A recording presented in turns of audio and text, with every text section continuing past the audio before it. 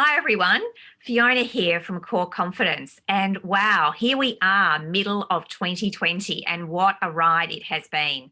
A lot of people having some very interesting times. A lot of things have been disrupted during the first half of 2020, maybe not where we thought it would be. And this moment offers us a real chance to think about and reset. Start of a new financial year. We've got 6 months to go. And even though it might feel as though, gosh, everything's gone awry, there's so much opportunity to think about, well, what would I like to do given what's changed, what's happened? What would I like to do when we get to December this year? Yeah, I think last week we talked a little bit around kind of almost treating July like 1 January and saying, okay, so, what would need to happen in the next 6 months to make 2020 more than just a pandemic or the bushfires? And I think it's a really powerful thing to us to reflect on. I think many need a break, and we talked a little bit around that in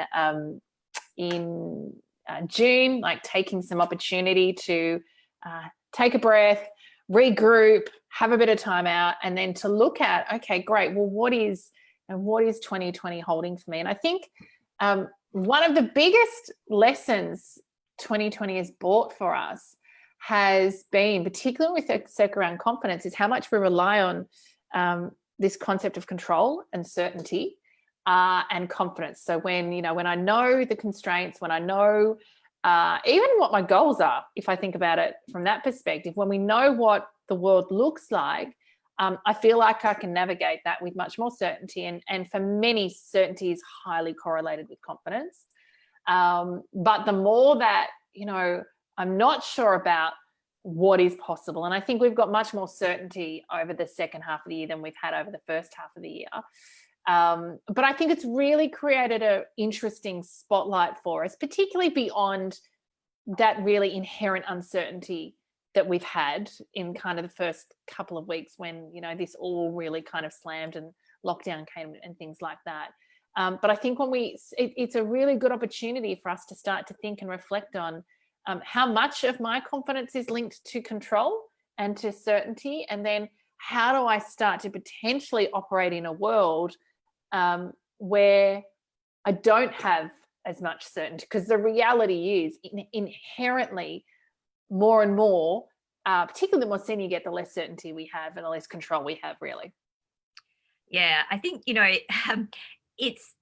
this is a rich learning experience and opportunity if we choose to see it that way. It's very easy to go into a state of, kind of despair or, giving up almost, or kind of contracting, deciding I won't do anything, or I won't take any risks, or I won't try anything, because it feels as though so much has gone differently than we expected that I can't afford to try anything. I can't do something that would be too risky for me at this moment. And actually, if we unpack that, as Kate said, this is often to do with the fact that we are relying on, I know what's going to happen. I have a degree of certainty. I'm feeling as though I have control in my life.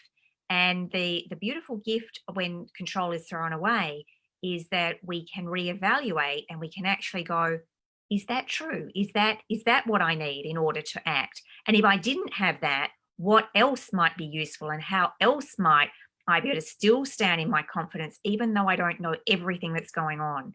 And what choices would I make? What decisions would I make? What things would be different if I didn't have to rely on this kind of external arbitrary control? Exactly as we take big steps in our career, as we try new things, we haven't really got that in the same way we did when we were younger anyway. So I think there's a real opportunity here to reframe what's going on and to think about it in terms of, and so what would I be prepared to do, even though I don't feel like I'm in control in the way I'm used to? Yeah, I'm reminded of that, the circle of influence, which kind of, what's within your control, what's outside your control, and, you can only operate within that.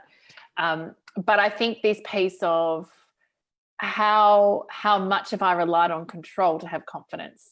We all need certainty. It's not that we're saying that you don't need certainty. We all need certainty and uncertainty, kind of really fundamental human needs. But actually, when we're needing a certain benchmark of certainty in order for us to do things, be things, say things, that becomes a barometer of what we do or don't do, then what we have is an outside world, things we can't control that are influencing choices we make, actions we take.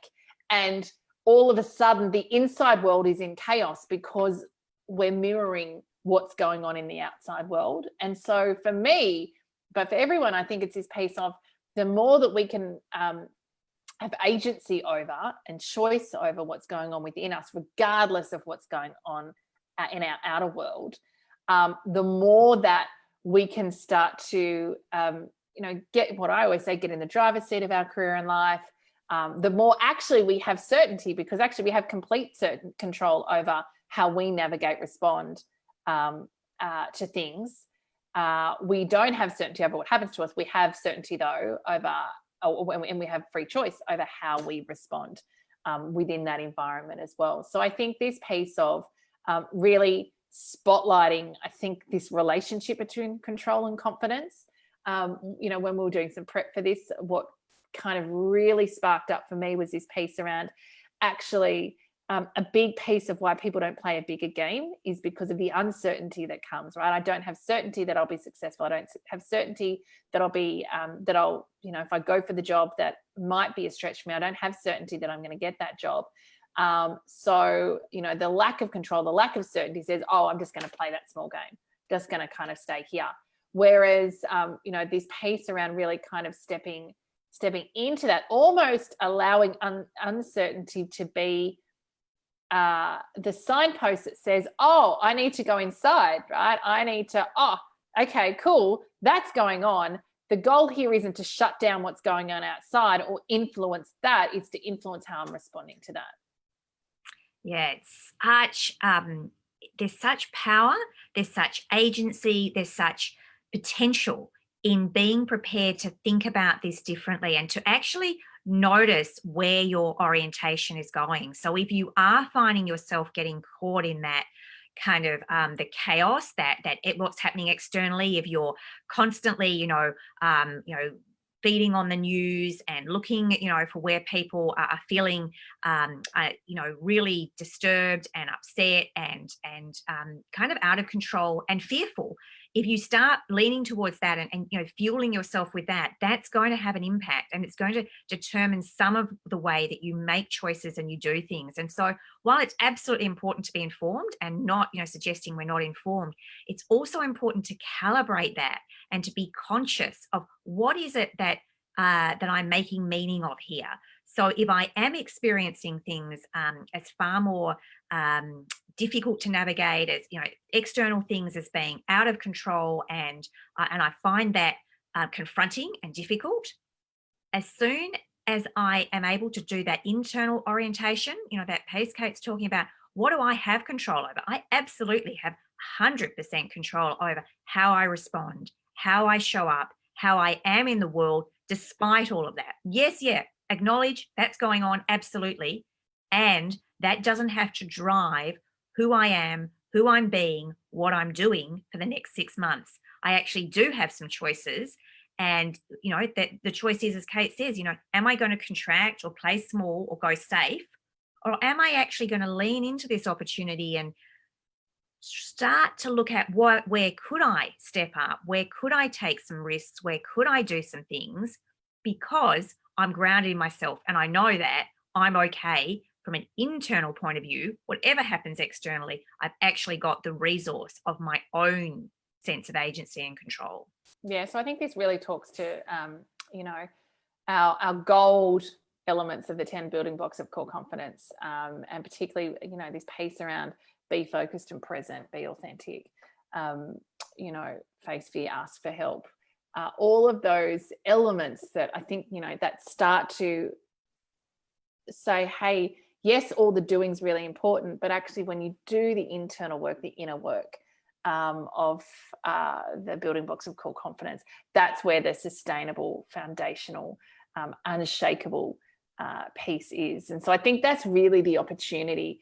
We talked last week around if 2020 was the year that changed your life, what would be different? And I think to hold that question and just this reflection of the inner game, the inner work, the personal work, but to hold that as something that propels us into what that could look like, rather than staying in a space of what's not possible, really leaning into what's possible, surrounded by those resources to support us in terms of achieving that. So I think a really useful one, I mean, we've only just not even touched the surface on this one. It's huge in terms of, you know, how it influences how we show up in the world. But I think it's a big one for us to really start to link in. And I think a really useful time now to start to think about our relationship with control, our relationship with confidence, and where they segue as well. So encourage you to spotlight that. If you've got insights, reflections, please share them in the chat feed, reach out. We'd love to talk with you as well. And over the course of July, we'll really just continue to have some good conversations around, you know, what could 2020 look like for you if you stepped into your 100% unshakable, unbreakable self.